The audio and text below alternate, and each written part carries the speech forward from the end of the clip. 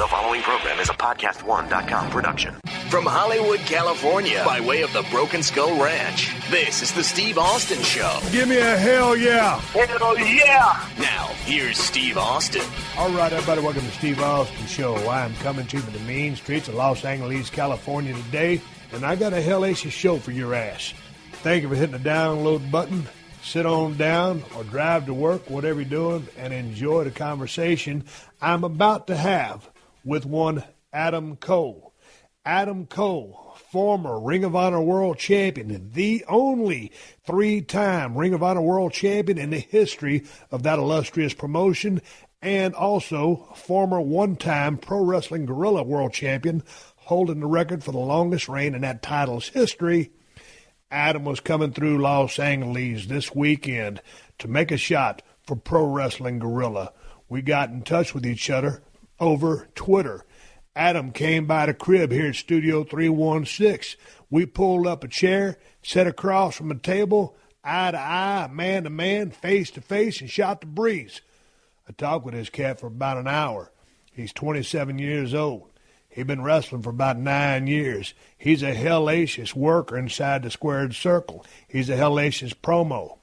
What I did not know after doing my research about him, or what I found out, that yours truly, myself, Steve Austin, formerly known as Stone Cold Steve Austin, along with The Rock, were very influential in getting this young man in the business of pro wrestling. Turns out, during some karate classes, Adam saw a little bit of WrestleMania 15. Myself against the great one, The Rock. Then WrestleMania 17, the defining moment there in the Astrodome. Stone Cold Steve Austin, Stone Cold Steve Austin, glass breaks, and bam, in front of 67,000 people, the BMF walked down to the squared circle. If you smell what The Rock is cooking, bam, here comes Dwayne Johnson, The Rock, coming down that aisle. And God dang it, man, championship was on the line. The match was built, and we just exploded, and we just laid into it. That match affected Adam Cole, and he said, hey, man, this is the first time I ever got goosebumps. You'll hear him tell a story, but it's pretty cool for me to have that match all those years ago and a couple of classic matches to begin with, especially WrestleMania 17, one of my matches that I'm most proud of, to influence a kid like this to get into business and to see the kind of body of work that this young man is putting out now. He's a lights-out performer, so it's really cool to be able to inspire someone to get into the business and for him to pay his dues, keep his head straight, make himself available, and learn the business. And so at 27 years of age, 9 years in the business, this kid is running roughshod right now. Three-time Ring of Honor World Champion. The kid has a hellacious future, and the kid has a hellacious future in front of him, and I had a good time talking to him. I told you guys that I was talking to Adam Cole, at Adam Cole Pro on Twitter, and send me some questions to questions@steveaustinshow.com, and you did. My first conversation is 1 hour long. Next Tuesday, we will come back, and I will ask him the questions that you sent in, and he will provide the answers. And before I move on to the rest of this open of this show, I'm recording the Thursday Unleashed show from the Broken Skull Ranch. Unleashed. If you got a question or a topic you want me to cover, send it to questions@steveaustinshow.com. I will record that podcast live to a memory chip at the Broken Skull Ranch.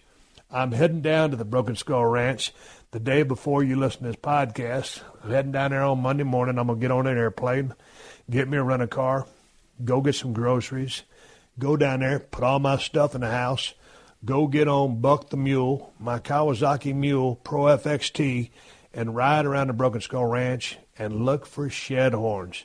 This is my favorite time of the year. It's like Easter for a guy that's not going to hunt Easter eggs. It's a guy hunting shed horns from a white-tailed deer.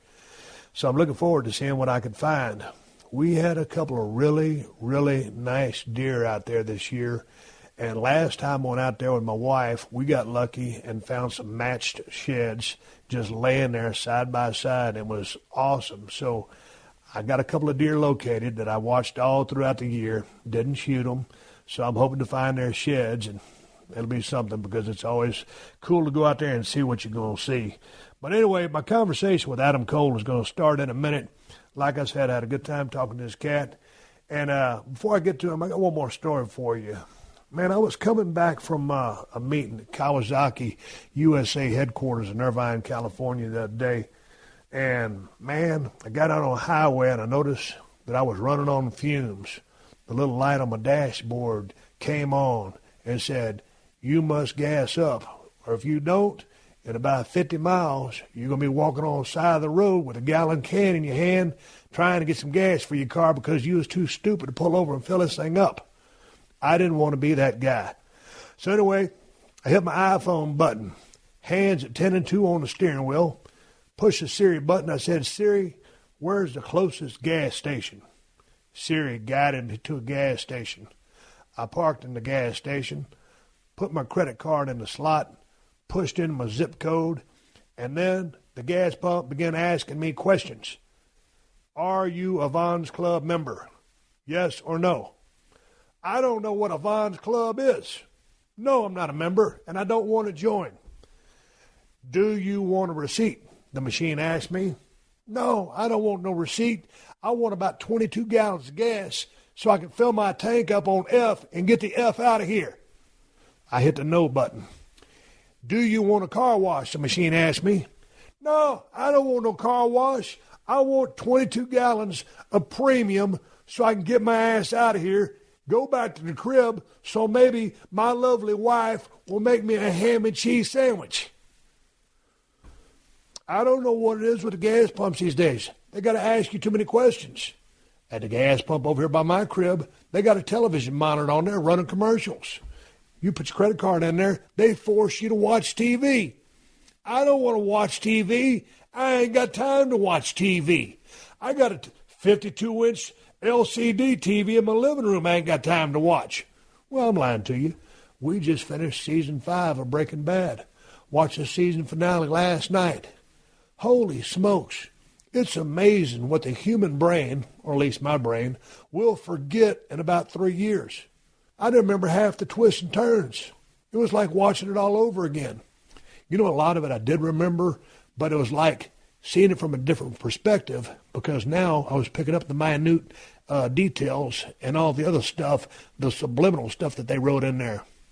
I think Breaking Bad is probably the best show that's ever been on television. The season finale. I guess I'm not giving any spoilers here, but because everybody always gets mad at me when I say something about something that I'm watching. Spoiler alert. Spoiler alert. You know when Walt goes over there to take out the bad guys, well, he was a bad guy himself, there at the end, and then he kicks the bucket. But he saves, what's his name? Jesse. When he saves Jesse from the meth heads, when they had him down there cooking in that gimmick, man, Jesse took off like a bat out of hell, and then Walt bled out, and he died, and his cancer had come back. God dang, that was a hell of a damn finish, that damn thing. After we finished watching that, my wife and I sat there for about 2 minutes. Maybe it was a minute. Just kind of like, man, just kind of taking it all in. Did you enjoy it? I loved it. My wife loved it. I loved it too. Man, that Bryan Cranston. You know what? Everybody did a hellacious job in that damn series. And hell, I ain't telling you nothing you don't know. But hell, I'll tell you something we got to do. We got to move on and get to Adam Cole. That's enough about my gas stations and all the other stuff, Breaking Bad. I got a show to run here, and I got to pack up. I'm heading to the Broken Skull Ranch tomorrow, and I need you guys to send me the questions to question@steveaustonshow.com so I can record an Unleashed podcast Q&A down there at the ranch. And part 2 of my conversation, the questions that you sent in, is going to play next Tuesday. And Adam Cole is Adam Cole Pro on Twitter. You could check out his website, but he don't keep it up to date, so we won't even mention that. You're listening to another classic episode of The Steve Austin Show, only on PodcastOne.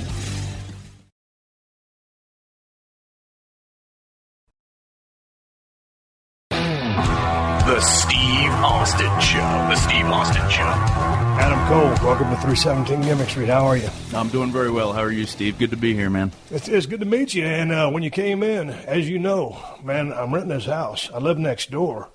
And I complained to the owner of the place. I said, man, this place is just out of control. You got to get some guys in here to knock some of these vines and stuff down. So there's guys out there with chainsaws and pickaxes and stuff like that. So I apologize for all the noise and unprofessionalism, but this is the life of the Steve Austin podcast. I love it, man. Raw in your face. This is it. This is where we are. This is what we're dealing with. Yeah, no problem at all. But the rib starts with my phone rings. I look down, it's Adam Cole. He goes, Steve, I think I'm here. It says 317 on the sign. I think I'm in it doesn't look like the front of a house. I said, dude, are you in the alley? Because you Ubered over here. Yeah. You're the first guy to ever be on the podcast to come through my back door. Easy there. No innuendos. Hello, family friendly. What were you doing in the damn alley? Man, I was just following the lead of the Uber driver. This is where he took me. He said, this is your stop. So I figured after seeing, 316, I was where I was supposed to be. And I knew I'd find you, Steve. I knew I'd find you. God dang. We got in touch with each other on Twitter. Yeah. And started following each other. And I've been following your career and watching all the stuff that you do. And, man, talked about being on a podcast. I said, yeah, man, let me know when you come through L.A. Man, all of a sudden, you're in L.A. Where are you headed? Yeah, no, it was perfect timing for this to work out the way it did. Actually, tonight is Pro Wrestling Guerrilla. So I have a PWG show. I've been with them for a really long time. And then right from PWG, I catch a red-eye to head to Manchester, England for a group called What Culture Pro Wrestling. So it's a busy next couple of days, but as you know, busy is good in pro wrestling. So it'll be a fun few days. Busy is good in pro wrestling. We talked about that a little bit on the phone. Mm-hmm. Man, how long you been in the ring now? I'm coming up on 9 years for me in wrestling. Feeling? I actually feel great. I've only had a couple of scenarios or times where I could say that I was genuinely banged up. Right now I have a nice little stitch going on the top of my head, but physically and mentally I feel really, really good. And again, like the busier I am, the better I feel. If I take, let's say I have 2 weeks off and then I get back into the ring, that's when I'm dying the next day. If I work 2-3 times a week, which is normal for me, I actually feel my best when I keep moving. Man, you said you had a surgery, and I was like, man, what's the kid? I texted you back, a knee. Yeah. And I'm figuring with the amazing stuff that you and some of your coworkers do in the ring, I'm thinking that guy's got to be banged up knee. I said, no, I got a lump on my head, and I'm like, a lump on your head? What kind of lump? It's on your head that needs to be removed. And I started watching your matches. So you had that bump on your right forehead. Yeah. How did that grow out to be what it was? This is perfect because I don't think anybody really knows this story, so it's cool that I can talk about it now. But what happened was back in October, I had an 8-man tag in Ring of Honor in Detroit. And there was a scenario where Dalton Castle ended up punching me in the head. It swelled up immediately. I think it's just swelling on the top of my head. I'll ice it a little bit and it'll go down. 6 months later, it still hasn't gone down. It's hard now. I'm like, what the heck is this thing? I go into the doctor, and they said that because of the trauma on my head, that my body tried to recover or heal itself, so in turn, a cyst was formed.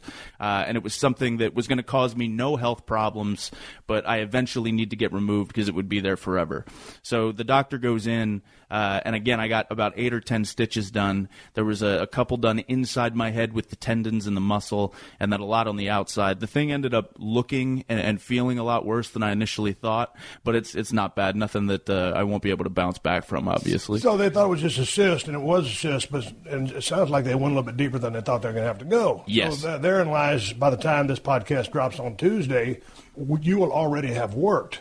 Right. So how you feeling about going into the ring? Because as we were talking before you got here, I'm like, hey, man, you get stitches in your head, you got stitches in your head, and then you got the ring, and then you got people walking from the dressing room, walking down the aisle. The ring is a great place to be, but it's one of the dirtiest environments I've ever been. Yeah, and that's actually what worries me more so than someone busting it open or something happening as far as the stitches opening up. I'm more worried about the potential infection that could happen because there's really nothing I can do about that. But fortunately, again, there are situations and circumstances where we're forced to work when it isn't necessarily the best time to. And this is a scenario for me where I'm going to have to. I work with a lot of pros. I might find some kind of way to cover it up as best as I can. But I don't know, man. I just got to hope for the best. Hope it doesn't bust open. That's what I appreciate, a young cat with an old school mentality. Let's talk about color a little bit. We were talking on the phone the other day, and I noticed in your championship match recently with Ring of Honor, lost a hell of a match to Christopher Daniels, and a great match. What was that? A kick outside, a thrust kick. Yeah. And he gets into the ring post. Mm-hmm. Legitimate hard way? Yeah, I think so. Think so? But my point I think so.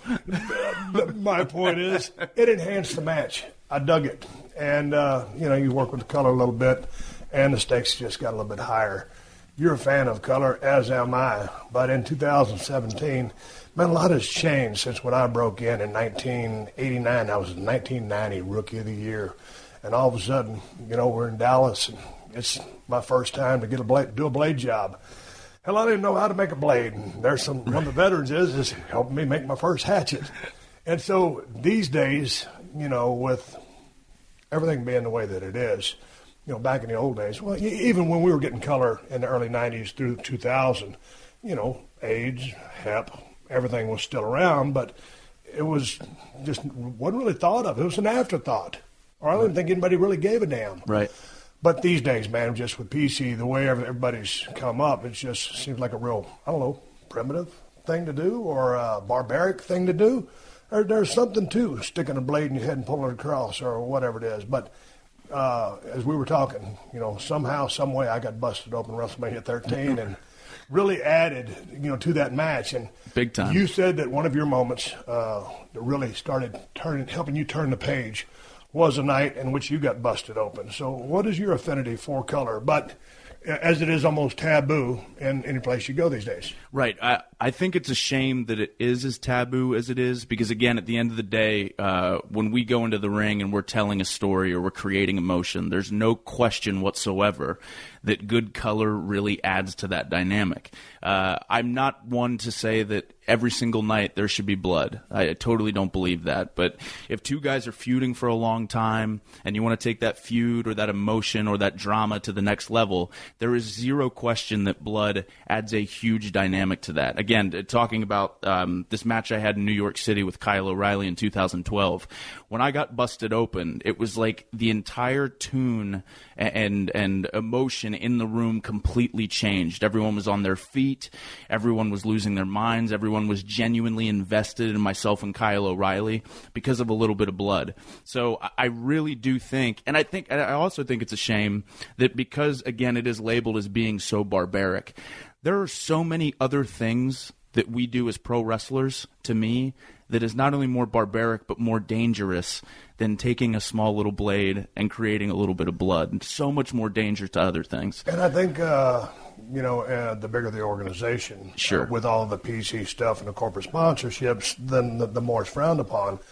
But, if all the athletes are tested, if you look at what goes on in the UFC, a guy or gal gets busted open, hell, every single fight. Just about. Exactly. It's very rare that somebody didn't get busted open in some way, shape, or fashion. So, but tested athletes, if there's any disease, they're not going to be able to fight.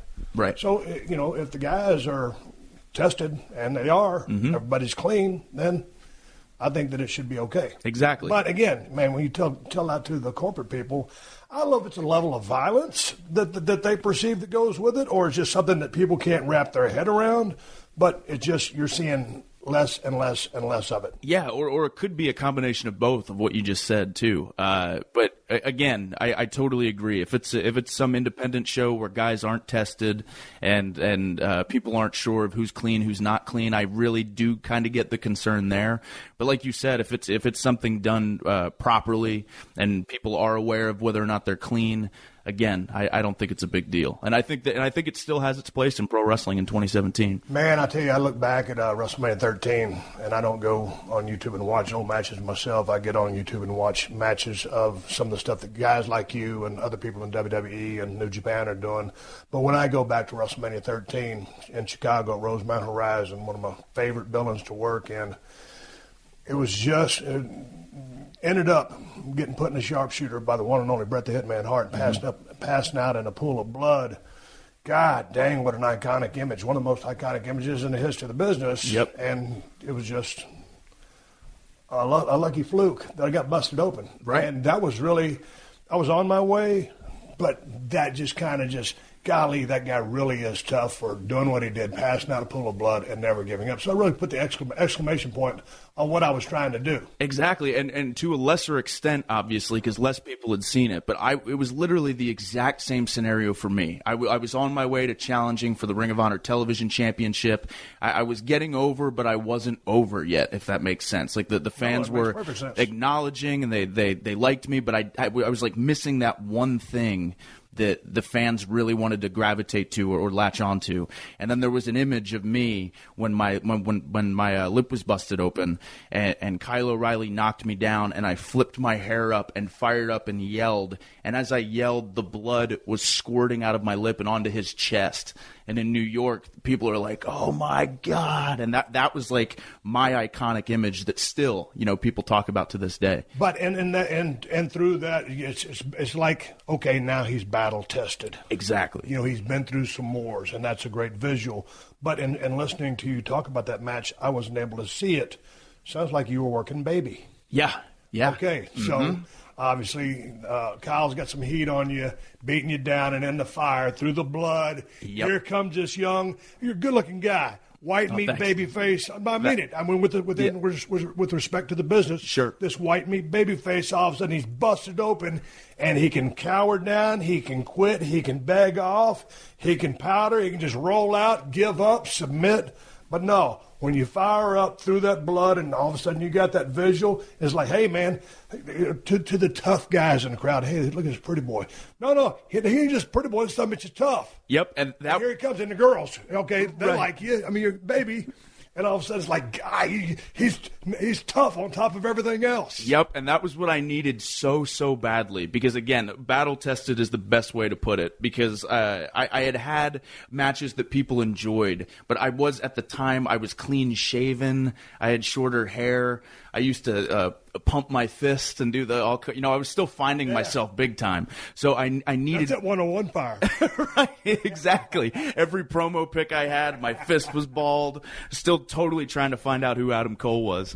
And but that, for me, that was also, too, I think, when I started to understand what does make a good babyface in this day and age, because I did need to prove that I was tough and that I could hang, and that if people poked at me enough, I wasn't going to take any crap from anybody, and it wasn't always necessarily I'm always gonna do what's right, and I'm always gonna do what's best. I needed to have that edge, or find that edge, and me legitimately bleeding and fighting with Kyle in the ring was when I started to kind of discover that I needed to, as a babyface at that time, make sure that when it was my time to go and it was my time to fire up, that I brought it. Okay, so then in listening to you say that, what does make for a good babyface in this day and age? To me, I think for sure it comes down to having, again, this edge about you where, at least when the people are watching, and this is for me, is making sure that audience at one point in time really, really wants to be you in that moment. That's been to seem like the big thing that I've really noticed is when a babyface is getting beaten down, and finally when he comes back and he's ready to kick some butt and just go to town on that heel, that everyone in the crowd is so for you and wishes they could be you, and is totally engulfed in the moment. So in doing that, you're talking about a sell. Exactly. But that being said, yes, you have to sell, because you have to get that crowd on your side, or to involve emotions, which is the strongest mover of any needle. Yeah. Great movesets are great movesets, but when you have emotions attached to the people that are doing those movesets, then everything is multiplied times 10. So people care about you, and selling, they can gravitate towards you. But along with being a great babyface and needing to sell, you've got to have some offense. You've got to have, not razzle-dazzle, you've got to have good basics, a good lockup. Your fundamentals have to be sound. I mean, you just can't just be some carefree guy who's sloppy. So you've got to be able to shine, and you've got to be able to have the talent. I mean, it's a heel's job to shine that baby up, to make that baby. But you've got to be able to be made. and you've got to have some go-to stuff or whatever it is, because, I mean, would you agree that you've got to do something offensively? Right. Because you're not the biggest guy in the world. Nope. So if the promoter says, well, okay, I see you as being an underdog. Hey, man, okay, underdog for what? One match, two match, whole run? What are you talking about? Because when I think about some people who play the underdog role, they do it so much that they just underdog themselves to death. Exactly. And they work themselves out of a job because Ricky Morton is one of my prime examples. And I love the Rock and Roll Express are going into the Hall of Fame this year. Ricky Morton wasn't the biggest guy in the world, sell his ass off. And he was almost always the underdog, but he always got his stuff in. Exactly. And same thing with Superstar Bill Dundee. When I used to roll into USWA and I was working with Superstar, I was 6'2", 255. I'm working with Bill. He's 5'7", 205. And I'm thinking, he's an older guy. Been in the business 20 years by the time I got to him. Well, 20 years as a grizzled vet and smart, and Bill drew money, could cut a promo, and I love Bill, and he taught me a lot. So I'm thinking, I'm 255, I guess I'm just going to beat this guy up. Right. Not so fast, my friend. Bill whooped my ass. He got his stuff in. Talk to me about being in the underdog role versus level and being a step above. Yep, exactly. Because I think obviously heel babyface and all that stuff is circumstantial with a lot of different people. But if I'm looking at it objectively, like when I was figuring out who I was, for me in this day and age on the independent scene, it always worked best for me because I was working with a lot of guys who were established stars already. So even though they were the heels, I would come out, no one knew who I was, and then the heel would come out and they would cheer for the heel.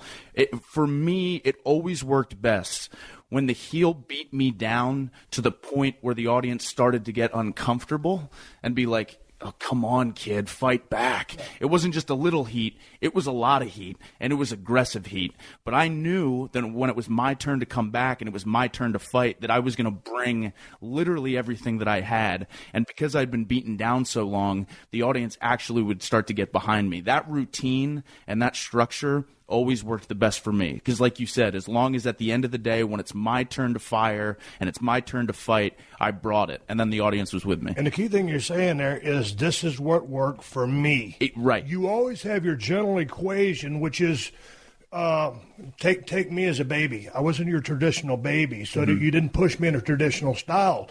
Jim Ross didn't commentate for me in a traditional style. He'd go, I don't know why they like him, or, you can't trust that guy. He'd always embellish, instead of going with the flow of what you would do with a normal cat. So when you say, for me, that's the most important part. Figuring out what works for you time and time again. If someone asks me my opinion on something, well, I'll give them my thoughts. But, this is coming from a guy that was 6'2", 255 in his prime, and in 7 years in the business before I got that real break, right. Pissed off, chip on my shoulder, a physical style. That was what worked for me. But at the end of the day, fire for a baby, a mean streak for a heel. We're going to get into that in a minute. Those two things you must possess on either side, but how you do things, you have to figure out for yourself. You can look at the way everybody else has gotten over, from Ultimate Warrior to someone like Ricky Morton. And it's different strokes for different folks. Exactly, yeah, because there were some baby faces that would be able to go out there, and in their shine, they were able to get over. Or they would only need a little bit of heat put on them, and they were able to get over. For me, that wasn't the case for me. Again, I was white meat, vanilla baby face. Were you a different version of Tommy Dreamer when he first came out as a baby? In some capacity. I was like the young blue chipper that people saw a lot of potential in, but weren't totally sold on yet. So, again, because we're predominantly working for that 18 to 35 hardcore wrestling fan male demographic, and I was still finding out who I was. I wore bright-colored tights and white boots and all that stuff. I was really going the traditional route. So for me, again, I needed to be that type of baby face that got just the snot kicked out of him. And then when it was my turn to fight, that I really, really brought it and showed almost a side of me that they didn't realize I had in the beginning. In the beginning, if I'm shining up, it's a lot different than when I'm coming back and ready to fight towards the end. At some point in there, and trying to get some offense in, and say you're working with a big bully heel who's outsized you, and so he's imposing his will, he's cheating along top stop that. Yep. You're being violent. You're taking this. You're firing up. So before you make that comeback, at least I'm thinking during the heat, a high spot is a set of moves. You know, you're trying to get out of something or get away from something. And, you know, it's a transition. It's offense. Or before, you know, you're trying to make a move. If I'm just working a headlock, finally, if you can shoot me in the ropes, I tackle, you know, maybe you can try to hip toss me. Look, what I'm trying to get at is hope spots. Right. A hope spot is a high spot that's placed in a heat. So would you get hope spots in the heat, or is it just the one momentous comeback that you were able to get your stuff in to, you know, in the totality of the match, maybe that guy took 80% of it. Right. You know, Katie barred the door, finally here you get your comeuppance, and there's your offense. Or would you put the hope spots in there to build it and then explode, or just explode at the end? Again, like you said, this is just something that worked for me. For the most part, I was a guy who would get hope spots in, but I was not a guy who was fighting the entire time. Okay. I was a guy who, when it was my turn to get the crap beat out of me, I was really getting the snot kicked out of me. I would show fire, I would show life. I wasn't a rag doll and just laid there, but I felt like the audience started to sympathize with me the longer and more aggressive that I was helplessly getting beaten up. And then when it was my turn to fight back, almost, I don't want to say like Hulk Hogan style, but there was a point when I would get hit and I would want more and I would ask for more and I would rip my elbow pads off and maybe curse at the guy. And then the crowd was like, whoa. And then when it was my turn to go, then it was all me. That worked best for me. Is there any time that you were like in your way and trying to find yourself, and I want to ask you how long that was, but in that babyface role, and selling and adapting this style, and you found out that this was working for you, were you ever in a spot where, okay, you said a lot of times you're working with heels that were established, and so they were probably good enough to stay on you. Yeah. Did you ever felt like anybody who's left you hanging that you kind of had to say, hey, man, bring it more? Oh, for sure. Yeah. There's definitely been. Feeling it. Yeah, exactly. There's definitely been circumstances. It's very rare because I work with a lot of pros, but there have definitely been times on random independent shows where I might feel the crowd is somewhere and the heel might feel that the crowd's somewhere else, and then normally we get on the same page. But there have for sure been circumstances where I'm almost walking the heel through what he should be doing to me. The Steve Austin Show. The Steve Austin Show. All right. You talked about working as a baby, but last time I saw in the stuff that I've been seeing, you're working as a heel. Right. You're a hell of a heel. And I'm sure you're a great baby, but I saw more of your heel work. I prefer working as a heel, too, by the way. That's what I'm getting at. Yeah. Why so? Because I can tell you're having the time of your life. There's so many factors to why I enjoy it so much. Number one, I think it's cool I've always been fascinated by heels, whether it be in pro wrestling or in movies. Like when I loved the James Bond films, but the reason I loved James Bond was the villains. It wasn't even James Bond. I've always been fascinated by a guy who says or does whatever he wants and the way he manipulates emotion. And I think that's what it comes down to also. I really like being in control. So if I'm in the ring and I'm the heel, I like being able to feel the audience and know when that babyface should start fighting back, know that I'm getting the crowd so riled up and wanting the babyface to come back. I love the entire control of the whole thing. I get more of a rise out of the babyface coming back and beating me up than me being the one who's coming back and the crowd going crazy. I love that environment and that atmosphere. I also feel, for me, I can be, at least the way my brain works, I feel more creative as a heel. I feel like whether it be promo material or whether it be match structure or whether it be facial things I can do in the ring to get a reaction out of people, the insults you can make. There's just so many different things you can do as a bad guy and as a villain that I have the absolute time of my life doing it. I also think that as a heel, because I preferred working heel as well. Yeah. And, I was a heel up until, we did that double turn in WrestleMania 13. Right. And that was a different kind of baby. But to me, the freedom of being a heel, because you can have egg on your face. You can be running a high spot and legit trip. Yep. And you can pull it off. You can get away with it. You can have egg on your face. You can screw up. But because you have that creative freedom, the uncharted waters, just – it doesn't matter. Right. As that baby face, and of course, I had a pretty good baby face. a different kind of baby face, but there's a certain code that you have to kind of, for the most part, run by. Even a Stone Cold, at my hottest, there's still some code that you must adhere to. It was a lot of gray area in my code, but damn it, as a baby, you just got to be a little bit more traditional. As a heel, anything. Anything. Yeah, you can literally try, experiment with, do anything you want, because you're right. As a baby face, there's a certain thing that you have to, or a certain bubble that you almost have to stick in. But as a heel, there's a million different things you can do.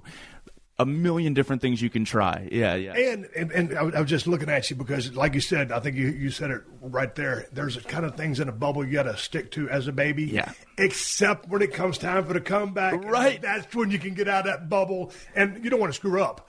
But, I mean, that's when you can do – I mean, you can rake eyes, you can pull hair. But as dastardly as that heel was to you, then as far as breaking the rules, we're talking about screwing up and just, rolling stuff. But in that comeback, I mean, that's when – anything goes because you're just reversing what that heel did to you. And today, I mean, not today, but sometimes as I'm watching the business, because as we were talking, I just love to watch the business and see what these guys and gals are doing. On that comeback, man, it's so many times people want to get caught up in the bink, bink, bink, the three clotheslines into that. And there's a time for three clotheslines. But my point is, when I'm talking to some people about a comeback, and as you were talking about your comeback a while ago, you've been beaten down for so damn long, it's rage. And this is finally when either the heel slipped or it's just you put on the bionic powers and it's time for that comeback because every babyface rises in every movie. And they're either going to get screwed in the end or they're going to go over, whatever the finish is. But if you don't explode and if you're not feeling that, there's so many formula comebacks. Yeah. If you have a set move, a set or whatever you want to do during a comeback, it's fine. But if you're not, I could stand there in the middle of the ring with DX, Triple H, all those guys just feeding me and use nothing but a right hand for 4 or 5 punches each. And they're talking about a 6-guy feed. Right. In the middle of a 6, whatever many guys there was, and just throw right hands. Yep. And I was connected with them, and those guys were feeding the hell out of me. Basically, our whole roster was full of Hall of Famers. But it's all about a comeback, is rage and getting yours back.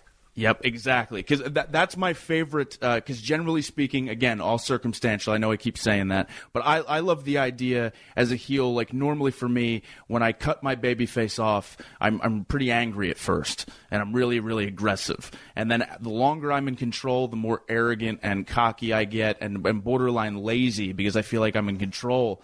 And then when that baby face comes back and has that rage that you're talking about, and I get to have that, oh crap, I'm screwed look on my face. That's my favorite part of the match. And when the crowd's going along with it the whole time, and again, I'm cowering and all that stuff.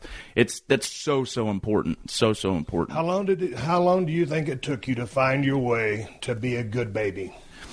I actually think that I learned how to be a good babyface after I learned how to be a good heel. Really? Yeah. So going back to that match with Kyle O'Reilly in what was 2012? 2012, yeah. Okay, so you were a good baby, but you'd have to have a heel turn before you went back to baby? Yeah, and I think I didn't truly understand what I wanted or should have been as a babyface until I was the one who was the heel and in control, and then knowing what I wanted from my babyface. So when I was the one working with babyfaces and saying, oh, I really like when someone does this or someone does that, and I don't like when they do that, that's when it actually clicked the most for me in my head. I thought I was a fine babyface, but when I figured out how to be a good babyface, it was actually after my first long heel run. And I agree with that because that's the same thing that happened to me. I was probably just talking about that initial time when you really felt comfortable being a baby. Sure. Yeah, probably. Because I sucked. I mean, when I was green, when I watched stuff back on YouTube from, stuff 90 through almost 91, I was almost a heel from then on until I turned into Stone Cold. But when I watched my early day stuff when I was green as grass, I totally blew. And I think everybody does. Except Steamboat and Flair. Well, I saw a Flair match, and he was really green. But I've never seen Steamboat in a green match. But I totally blew. And so, going through the paces, you're just working for the formula.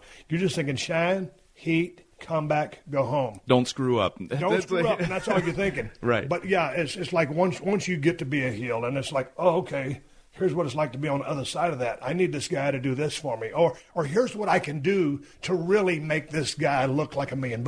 Right, exactly. And too, the coolest thing about the independents and getting to go to Japan and Mexico and travel all over the place is figuring out what crowds want in different areas too, because that helped me also. Again, like the way I wrestle as a babyface in North Carolina is different than the way I wrestle as a babyface in LA or Chicago or New York City. So I love that challenge of it too, is finding out what cities respond best. That's why I actually prefer being later on the card, because when I can watch the show and see what the crowd's reacting to and what they're invested in, what they like, what they don't like, then again, I'm still myself, but I do kind of change a little bit of what I do in my tune for each specific match.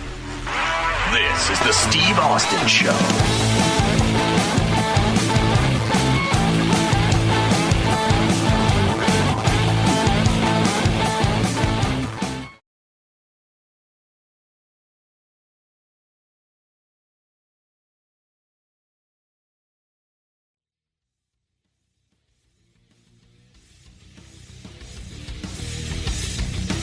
Man, and starting to, watch a bunch of your matches and stuff from New Japan and Ring of Honor and some stuff from the indie scene or just the different organizations you work with. God dang, man, there's a lot more talent out there than I thought there was. And so you're in the ring with a bunch of really good guys night in, night out. And the refreshing part or the part about that I really love is back in my days in the USWA, we were in a weekly territory, Monday, Tuesday, Wednesday, Thursday. It was the same towns week after week after week. So a lot of times if you and me work in a program, we might be working 6 to 8 weeks together. Right. So every Monday we're going to be in Memphis. Tuesday we're going to be in Louisville. We're working a program. Wednesday, Evansville. Thursday, Spot Show. Friday, Dallas. Saturday, Nashville. So we got to change our stuff up. A lot of times, when I was with WCW, or WWE, you get into a big territory, you work with the same guy. Well, now you're traveling all over the United States of America and all over the world. So you can almost have the same match every night if you want to. And I will say that sometimes I did. That's just kind of what a lot of guys do. Sure. But I always tell people I was at my best when I was as far as just coming up with, I was still young in the business. But when you're working with someone every single night in front of a lot of people would follow the show. So you got to change stuff up. My point is, when you're just changing every single time and doing something different and trying, because it forces you to keep your chops up. Yep. You see what I'm saying? Yeah, exactly. And that was very, like when I first started, I remember being so concerned with, changing actual moves that I did. But then the longer that I was working with these guys, it was realizing that even a subtle, small transition change can make the entire flow of a match different. And it's not being lazy or it's not, it's just not overthinking the circumstance and not overthinking the situation and finding those little things that you can do. Again, working with guys as talented as I've worked with really does make a difference. And on top of that, it's cool to try different things because, again, I'm almost 9 years in, but I'm still obviously constantly learning. So if we always try and experiment with new things, let's say what we try Thursday didn't work as good as Tuesday. Well, now we know, and now we can know, or if I do something Friday and that works better than it did Tuesday, maybe we'll do more of that next time. So it's cool to experiment and change with different stuff. Let's talk about how and why you got into the business of pro wrestling, because, hell, I didn't know this till I got on your website. I know you've made the rounds. You've done a lot of podcasts. But since I'm here, I got to. You got to tell a story. Yeah, I would love to. Because I want to get your take on the business. And then, I got some questions that the fans sent in. We'll get to a Q&A in a minute or in a little while. But tell me about, how you came upon pro wrestling and about how you got the business. And if you want to do long story short, however you want to do it, because I know you've told the story many times. No, I'd love to tell it again, and it's cool that I'm getting to tell you face to face. So for me, I grew up in a really, really small town, and wrestling when I was growing up was transitioning into that more risque TV 14 style of wrestling. So when my parents were together, they didn't want me to watch it. I didn't really know it existed, but they didn't want me to watch it. My parents split when I was 9. 9, and I started taking karate lessons. And I loved karate. I would get there early. I would stay late Monday through Friday. And my karate instructor, I got there early one day, and he was watching a taped Monday Night Raw from the night before, remember it clear as day, and on it was yourself and Kane putting Paul Bearer in a sewer. And he looked over at me and he said, "Oh, do you watch pro wrestling?" And I said, "Yeah, I watch it all the time." But I'd never seen it before. I just wanted to fit in with him so bad. Long story short, he lets me borrow WrestleMania 15, the first time you wrestled The Rock. And I only watched it initially because I wanted to fit in again with my karate instructor. But I saw you two wrestle, and I was hooked as a fan from that point on. I watched it all the time, bought the T-shirts. It was just a diehard fan. Didn't even consider being a wrestler until 2 years later when yourself and The Rock wrestled at WrestleMania 17.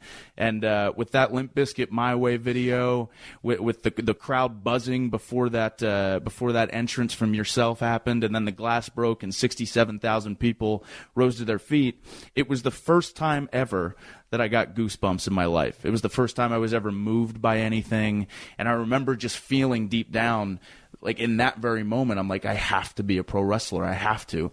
So yeah, from that point on, just a diehard fan.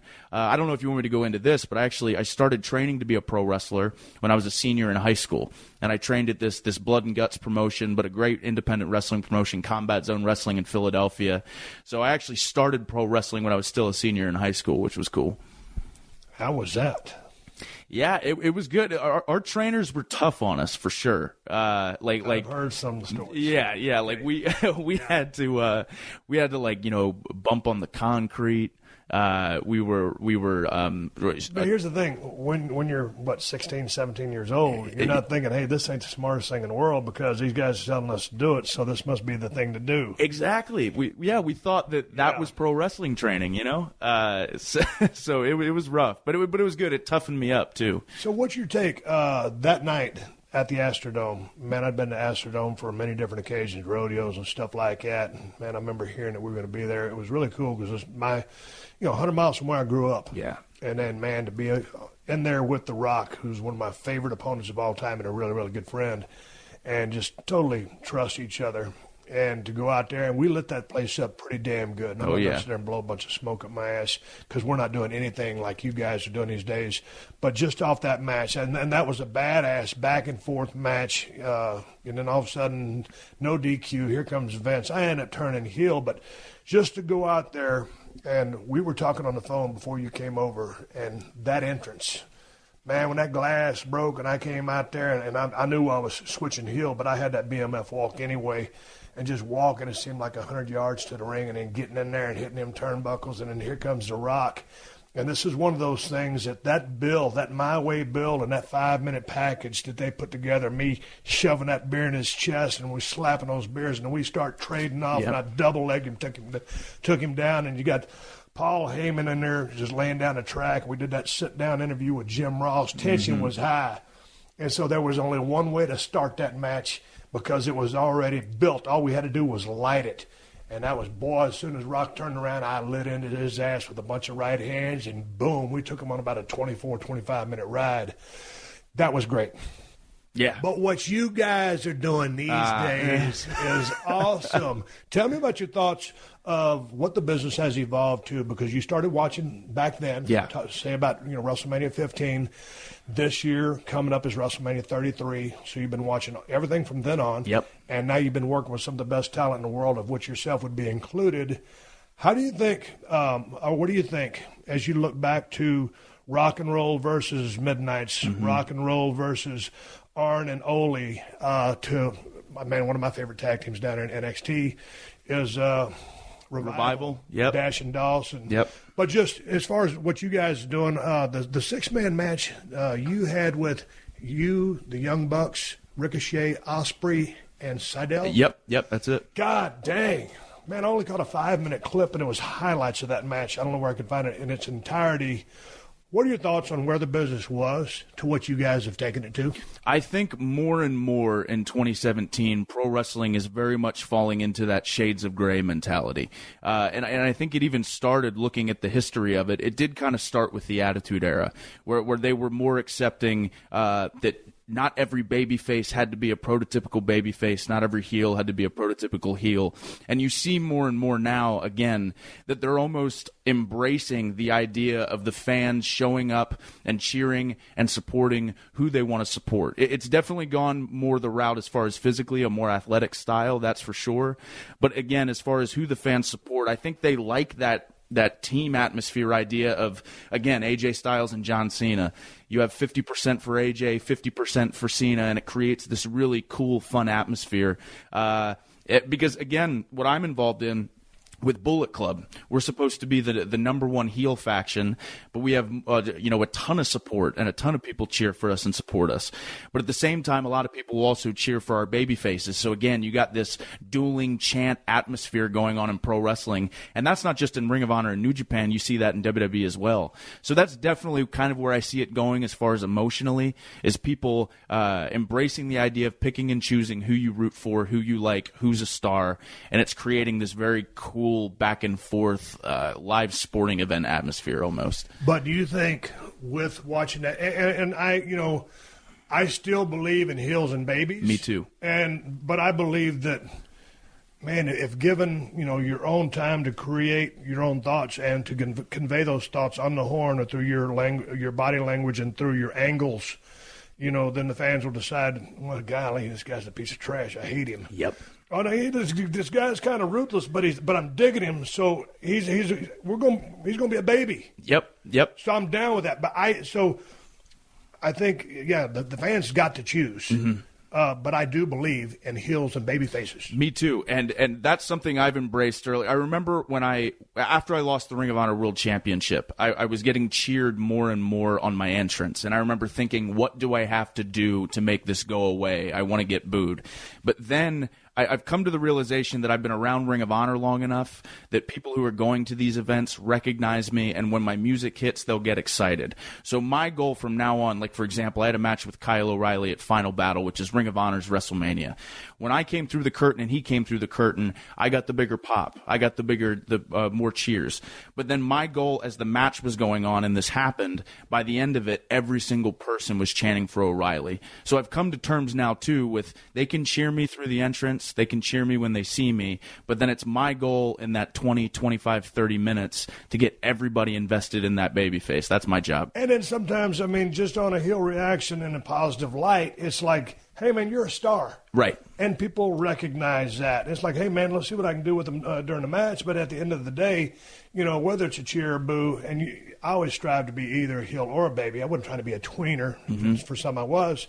But for me, it was all or nothing. And so, like in Bullet Club, y'all are just – because some of the footage I watched when AJ was still in and Gallo and Carl Anderson were still in, man, the strength in numbers and then just the whole click thing, a lot of it was like NWO type stuff. Exactly. But it was so cool, a lot of people are going to gravitate towards that, and that's fine. But because it takes – dude, it doesn't take just great babies to draw a house. You have to have great heels. And whether you like them, love them, whether you love them or hate them, they're a big part of the show. They're the exact same equation of the show. If you ain't got a heel that's over, you can have a baby that's super over, but that baby wants to work with a heel that's super over as well. It's the totality of the card and the fact that people are going to make up their mind. As long as you got stars, you're going to have a crowd. Exactly. And I think people, too, have really gravitated to Bullet Club again because people growing up watched factions like the NWO. So now they're seeing all their favorites come together and do all this NWO-esque stuff, and again, beating down these baby faces, saying whatever they want, doing whatever they want, but in turn, while these baby faces get over, exactly like you said, if you have heels that are over and baby faces that are over, then you get these cool dream match scenarios that people actually want to pay money to see and watch. And the thing is interesting, like with AJ, because man, I've been so happy when WWE picked up AJ. He's one of the best workers in the world and has been around so long. He had that cup of coffee with WWE a long time ago, and now for him to be in the main spot, and he's coming there, and every single at bat he's blasted over the center field fence. So I'm so happy for that guy to get a damn shot and succeed as well as he has. Oh, absolutely. Yeah, I've known that AJ Styles is one of the best, if not the best wrestlers I've ever been in the ring with, based on personal experience and matches with him. But again, the way that AJ's been able to constantly reinvent himself as well, like when he departed from TNA, everyone was kind of unsure of what he was going to do. He blew it out of the water. I mean, he went to New Japan. I think AJ deserves a lot of credit for a lot of people in the States getting into New Japan, because a lot of people were like, oh, AJ Styles is over in New Japan Pro Wrestling, and AJ's having these 5-star matches with Nakamura and Okada and Tanahashi, just tearing the house down every night. Coming to Ring of Honor, AJ doesn't get a lot of credit either. It's a known fact that when AJ was released from, or was let go or left TNA, when he got booked for Ring of Honor, he sold upwards of like 800 tickets because he was booked for the show. So AJ's a star. He was a star then. He's an even bigger star now, and it's cool to see him just killing it. Okay, well, talk about the 6-man match that I just referred to about 5 or 10 minutes ago. With respect to the in-ring product, this was a question I was really trying to ask. Where else can the business go? I mean, to me, that's about... It's about 7,000 RPM. I mean, you're almost redlining the entire match, and I only saw the highlights of it. It's just spectacular. But I would dare to think not to creatively stifle anybody. I just don't know of anything else that could be done to top that. Right. And it looked like the way y'all had it laid out, everything built sequentially and climaxed the way that it did. But athletically, I can't see the business evolving any more than that. Yeah, I know. It's becoming more and more challenging to come up with innovative and creative things. We are very aware, though, that when it is a big weekend and it's a big match, that's when we bring out the big guns. And that's not to say that other events or other shows we're not working our absolute hardest. But that specific weekend was PWG's Battle of Los Angeles weekend. So that's like their biggest weekend of the year. So at that time and under that circumstance, we said, hey, let's just blow it out of the water. Let's do everything that we can. We might never have this match again. Let's go crazy. Again, we still try to perform and do an athletic as match as possible. But for that specific circumstance, that was like, let's bring everything we have. Let's do everything we have. And let's just give these people a show. But in turn, too, like even with guys like the Young Bucks are very smart about having things in their act that doesn't require them to take a lot of crazy, unnecessary risks. That's one of the things that I've come to appreciate about those guys. Yeah. Watching some of their videos, please continue. Right. So and I think that is kind of the route and direction that wrestling is going, in the sense of there are so many guys on the independents that can do so many cool things athletically. We were talking about this earlier. And just these super impressive, awesome things that I can't do, things that the Young Bucks can't even do.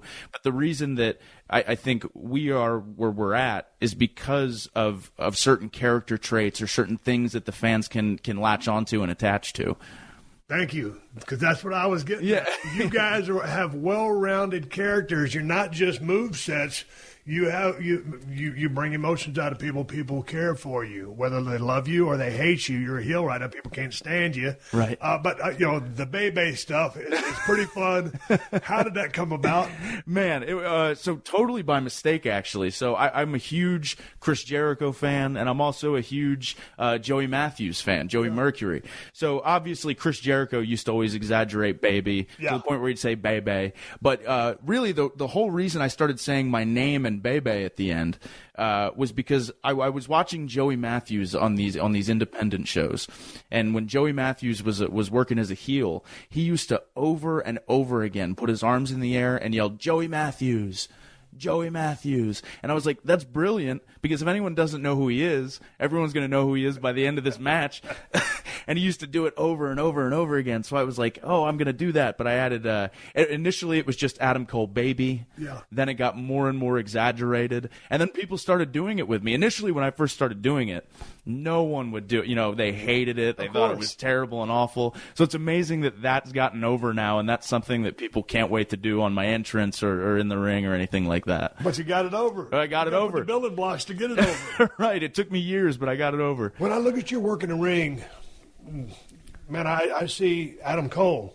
I mean, because you don't really remind me of anybody. I mean, there's athletic stuff, and sometimes I see Ajax, I see a little bit of Shawn Michaels, see a little bit of Chris Jericho, but you don't remind me of anybody I've ever seen. You seem very original, but something and some people went into influencing how and who and what you are, but your interpretation is all your own. That being said, with as many syllables as I used to say it, who were some of your influences coming up as a baby or as a heel that influenced you in the vein of style of work? Sure. Again, like we had mentioned, Chris Jericho, huge fan, and someone I studied a lot. Another guy that's on everybody's list, I think, is Shawn Michaels.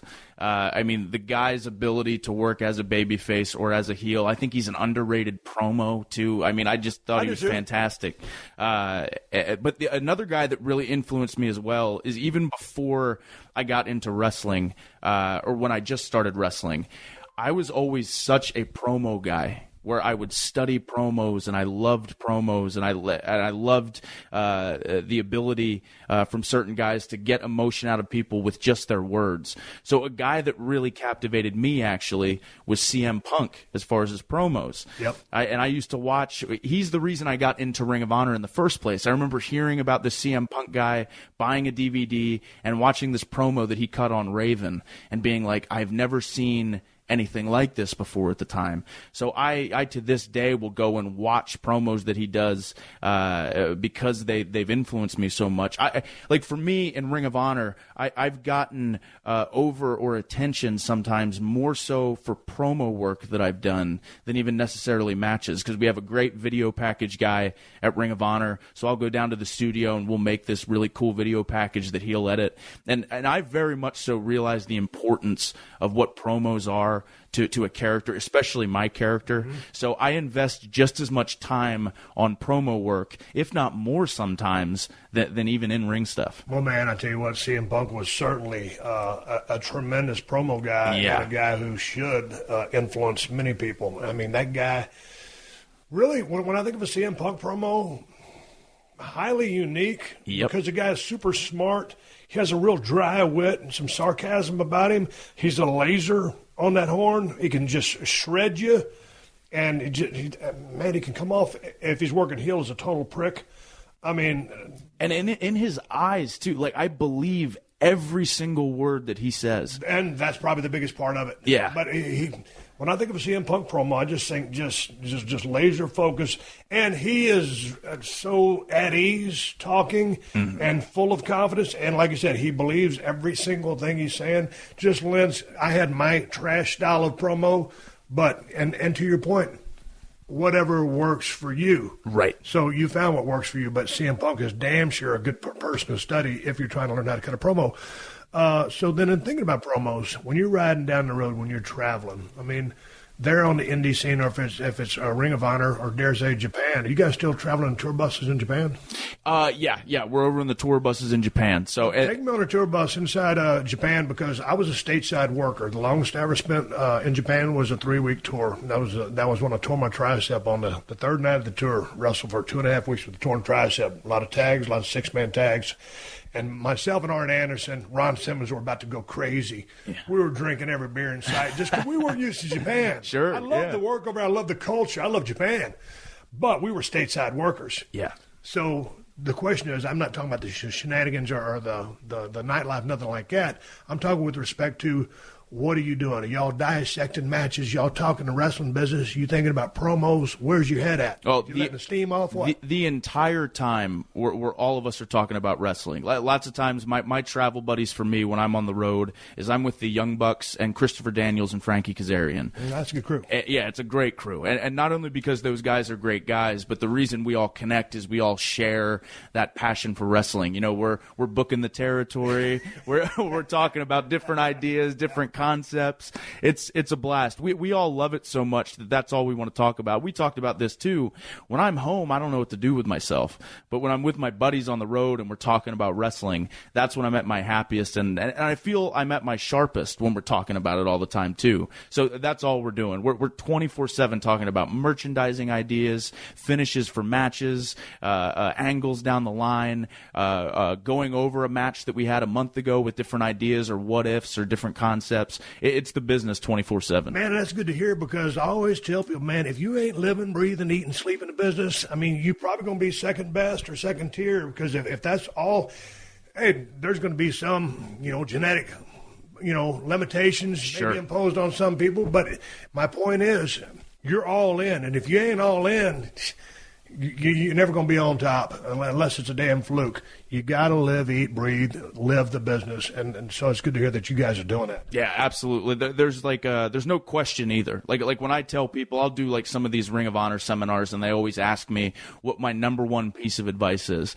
And it sounds like such a broad, generic statement, but if it clicks with them, it really will make a difference. Again, if pro wrestling is your number one priority, you will go as far with this as you possibly can. There can be no question in your mind. There can be no hesitation. Like for me, not the smartest idea in the world. I didn't go to college. The reason I didn't go to college is I didn't want that 1% in my brain to say I have a backup plan if this doesn't work out. I wanted to say that I have to make it as a wrestler or I'm screwed, So I put myself in a situation where I needed to succeed and I needed to make it and I needed to travel. So I always tell people that too. And it shouldn't even... Of course, there is sacrifice to this job. Of course, it's hard, it's difficult, it's hard on your body, it's hard if you're away from your families.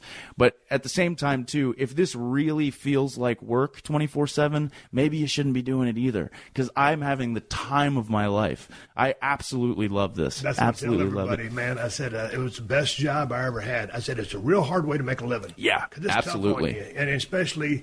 If you have a wife, it's harder. If you have a kid, it's harder. If you have two kids, I mean, it's just everything adds incrementally or exponentially. The more stuff you have, it's just a rough life. Sure. Because you're always gone. And you got to be gone because that's just what the job entails. Right, exactly. Yeah. I think it's fun. It's so much fun. It's so much fun. I just saw this on my Google alert. I was talking on a guy's podcast the other day, Brendan Schaub, former MMA fighter, Big Brown Breakdown, and I think it was, they're one of the MMA guys or something that said that, pro wrestling life, wasn't tough. And I pretty much summed it up for him. You take that camp and you go out on the road, take your camp and just travel with it. And then get back in the car. Nobody's helping you. Bad hotels, the whole 9 yards. And you get back to me in 10 or 15 years after you go do all that and tell me what your experience was. Even if you're just, working out in an octagon instead of being in a squared circle. It's a tough damn life, but holy smokes, I had a blast. Right. Yeah. There's nothing quite like it. There's nothing like being able to, I've said this before. My grandmother, she passed away, but she told me a couple years ago, she goes, "Oh, where were you this weekend?" I said, "Oh, I was in England." And she goes, "I've always wanted to go to England." And I was thinking about it. I'm like, I'm getting to travel the world on somebody else's dime, doing what I love to do, coming home with money, making bonds and friendships that will never go away, and then meeting a bunch of people who share that same passion, telling me how much they enjoy what I do. Like, it's the ultimate dream. It's like what you fantasize about as a kid. There's nothing better than it. Okay, so you love it. I loved it. I'm out of it. I've been out of it since 2003. You're 27 years old. Yeah. It's 2017. You got the stitches in the forehead right now, but other than that, how's the body feel? How beat up are you? How banged up are you? Because I'm gonna imagine at 27, God dang, you probably want 10, 15 more years in business. Minimum, yeah, for sure. How are you feeling? What are you doing to take care of your body? Yeah, for me, actually, what's really helped post-surgery on my left arm has been yoga. That's helped me a ton, helped me a lot with my mobility and how I feel and stuff like that. And for me, too, I'm one of those guys where I can lose weight fairly easily, and I'm a hard gainer. So when I came back from surgery, I had some extra fat that I wanted to get rid of. So I worked real hard on trying to get my abs back and lean out a little bit. Now I'm in the process of trying to gain some weight again. So for me, it's this constant fluctuation of okay, trimming up a little bit. All right, now I'm going to gain a little bit of weight, but I'm at a good place now with as far as being lean, where I'm happy with the idea of trying to put weight on. So it's a lot of heavy weight lifting, a lot of Olympic style lifting. I force myself to eat a lot, but yeah, I work out on the road when I can. Obviously, if I'm home, I work out, but I also make sure, again, for how I feel, yoga's really changed. And not just saying this, DDP yoga is exactly what I do. It's helped me a ton. Yeah, I swear to God, I'm I'm a DDP yoga guy. I love it. I love it. What got you turned on to that? Because, as you know, I used to live with Dallas. When I first came to L.A., he's my longtime travel partner, one of my best friends. And he came by when I was living in Malibu, and we did yoga together. And me, I'm a gym guy, but everybody who's tried his program or yoga in general just raves about it if they stick with it. How long have you been doing it? Yeah, I've been doing it for about, since post-surgery, so like 2 years now I've been doing it. So what's your protocol? I mean, because I know he's got the DDPY, the 20-minute gimmick, the 30-minute. You can do whatever you want. So, but what is your set deal? I mean, every day you'll do some form of yoga or a couple of days a week? What is it? Yeah, for me, normally, if I can do yoga 3 days a week, I'm really happy about that. And even sometimes it's just the one that's only 20 minutes, like the beginner one, just because, again, like he says in his program, it's all about the intensity that you have while doing it. And for me, I more do it even less as a workout, but more, again, to stay mobile. How I feel after I'm done, I feel like a new person. Like, it really, really makes a huge difference, especially with us being on the road so much and I'm working out when we're home. It really, really helped me. How long does it take for you to become proficient at doing like a downward dog? Here's a hero pose or whatever the names are, dude. I've tried a couple of them, and when you see someone who's done yoga for a long time, it's like, oh, Jesus, that's so stupid. They just got this pose, and all of a sudden you try to do it. It's like, not so fast, my friend. Yeah. So my question is, how long did it take you to acclimate to it, just to be able to hold the poses and do all that stuff Dallas does? Yeah, I noticed for me, after about a month of doing it, my body really started changing. Like, there were lots of times where he would have the alternative pose instead of the actual pose that oftentimes, I have no shame in admitting, like over half of the program, I'm doing the alternate pose because I never stretch. I never do. It bores me to death. But yoga makes me feel like I'm working out and stretching at the same time. So for me, about a month in, and I'm still getting better. That's the cool thing too. I'm constantly, each month or each week, I feel like the poses are getting deeper. I can hold it for longer. I feel better. It's overall, again, the cool thing about yoga is I feel like it's this constant improvement. There's no such thing as like mastering it. Are you able to let your mind drift when you do yoga? Because some people are into the meditational aspects of it, along with the physical part that goes with it. But I mean, are you trying to be like just have no thought? Or are you thinking sequences and high spots and creativity? Where's your head? I try, for me, when I'm in the gym or I'm doing yoga, it's really hard for me in the gym because I'm listening to, I'm a big hip-hop guy, so I'm listening to music. And music brings out emotion in me, and when I have emotion, I think about wrestling. So I'm really thinking about wrestling a lot when I'm hitting the weights. But as far as yoga, I am really able to completely clear my mind and, like, recharge my batteries and really not think about anything. Again, when I first started doing it, I wasn't able to do that as well, but the longer I've done it, the more I've been able to just enjoy it for what it is and just have that break and have that relaxation where I'm actually not thinking about wrestling, my personal life. I'm not thinking about anything. Hey, man, I didn't think that you'd be into the Olympic lifts. So you're talking about clean and jerk, snatch? What are you talking? Yeah, clean and jerk I do. Or stuff like, obviously deadlifting, clean and jerk. I'm not great at snatching. I'm getting better at it. I think it's because I'm scared with my shoulder for sure. But I have done it before, and I keep practicing it and getting better. But for me, my body responds best as far as gaining weight to those heavy style Olympic lifts. That's Moolah the watchdog cutting off the conversation here. Well, they're giving us a go-home cue.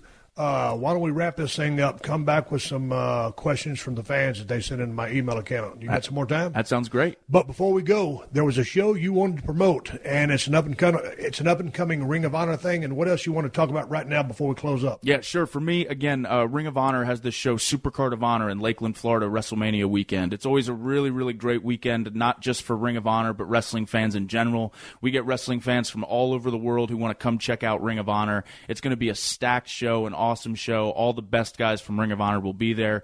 You can find information on that on ROHWrestling.com, as well as a bunch of other upcoming events. If you want to support me, support Ring of Honor, because that's where I'm at. So, but real big show coming up. Okay, and is that going to be the day before Mania?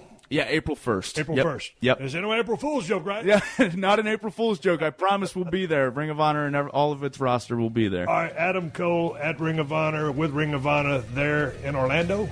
Lakeland, Florida. Lakeland, Florida. Yep. On April 1st. Y'all check it out. Thank you for joining us for another classic episode of The Steve Austin Show.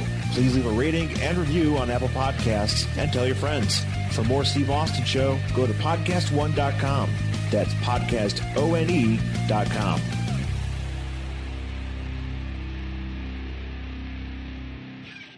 Sci-fi fans, this is your summer. Pluto TV's Summer of Cinema is bringing you a universe of free sci-fi movies. Discover new futures with The Matrix and World War Z. Host alien explorers with Arrival. Or beam up to Journey the Galaxy with Star Trek Beyond. The sun never sets in outer space. Or on streaming hundreds of free sci-fi movies when you download the Pluto TV app now. Pluto TV Summer of Cinema. Stream now. Pay never. Yeah. What's good? I'm Brian Greenberg. I'm Victor Rasuk. Check out our new podcast, We Almost Made It. You guys might remember us from HBO's How to Make It in America. And guess what? We're going to have actors, athletes, fashion designers, comedians, friends. We're going to talk hustle, grind, anyone who had a dream and people thought they were crazy, but they chased it anyway. We want to talk about it. We also want to hear from you. So go follow, rate, and review We Almost Made It at Apple Podcasts, Spotify, or wherever you get your podcast. Go ahead and do it. Do it. Do it now.